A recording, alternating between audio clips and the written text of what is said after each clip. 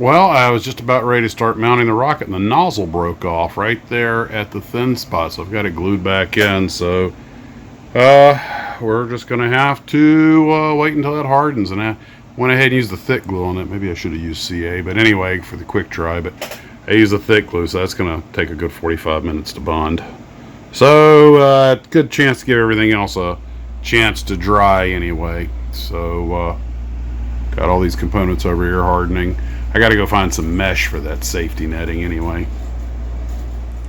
Hey glue troopers, welcome back to the Tarbis. Well, the only thing I got done today was some advanced work. Almost finished at the Vanguard. I thought I would finish it today, but I ran into a couple of hiccups, not the least of which was the part I thought would be simplest turned out to be hardest. That was coming up with some wires and cables to attach, and of course I had it on the stand, which is not the way to do that. I tried using some wire that I could shape, but it wound up putting too much pressure on the rocket, knocking things over. When you try to make a complex curve with a wire and then set it in someplace, it never quite fits right. The minute you start moving things, everything starts getting knocked over. So I wound up resorting to using a looser thread. Unfortunately, while attempting to use some glue, a drop of glue fell off, hit the aluminum paint, took it right off, so I had to patch that up. Patch is okay, but it was just one of those things that if you build this kit, which is a great kit by the way, the Glencoe Vanguard, I really like the way it's looking, but you definitely want to attach all of your cables and everything to the rocket before you even think about putting it on the stand. So tomorrow I'm going to just let this harden overnight. The rocket kind of wobbled on that little stand. I got some wedges in there holding it in place until the glue can gas out.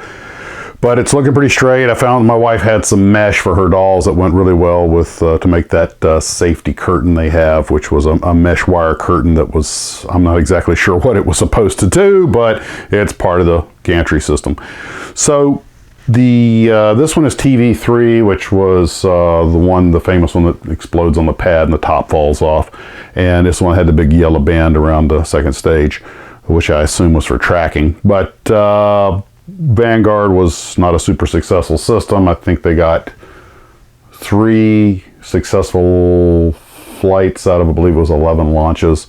But you know, it was a quick and dirty early system they were trying to throw together real quick. So the point I'm driving at is that it's a great kit. It's an interesting subject matter. It's going to look really good. This one's going in the house where it's just where the Pawnee lives now too. So over in Piper Corner, and tomorrow I'll probably finish it off, and maybe if I have time, get working on the Terra Cruiser. But tomorrow's my last day off before I go back to work, so I have other things I got to do. We'll get a little model building in. So that's all I have for that.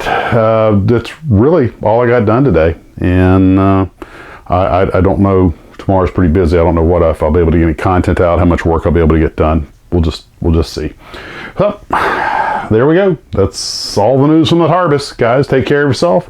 As always, model on.